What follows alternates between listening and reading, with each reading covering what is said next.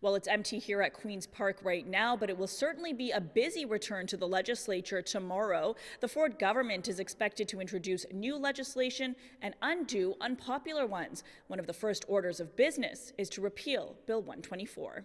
We're grateful and we think the world of our nurses, Mr. Speaker. Premier, if you actually loved and supported nurses, you wouldn't be fighting them in court over Bill 124. After defending the controversial wage restraint law for years, after countless protests and 2 court decisions calling it unconstitutional, Bill 124 was always an attack on our public servants.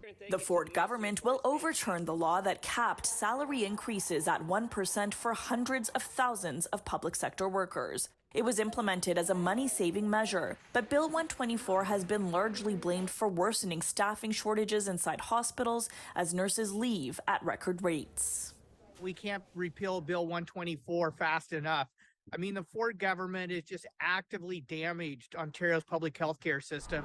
The Ford government has also promised to undo the dissolution of Peel Region, reversing plans that would have seen Mississauga, Brampton, and Caledon become independent cities after backlash that it would lead to significant tax hikes. Instead, they will introduce legislation they say will focus on making those local governments more efficient.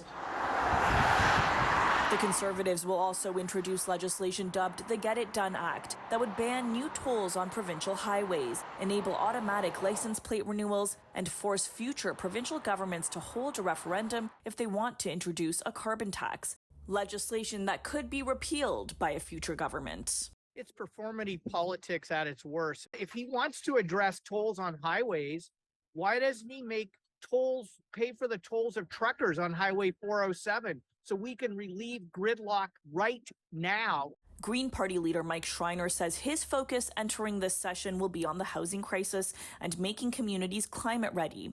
NDP leader Marit Stiles says she is heading into this session focused on delivering solutions to housing, healthcare, and the rising cost of living. In a statement, she writes, people are waiting for hours for basic healthcare. They are stuck with skyrocketing costs of housing, and their bills are not getting any lower. We need real solutions.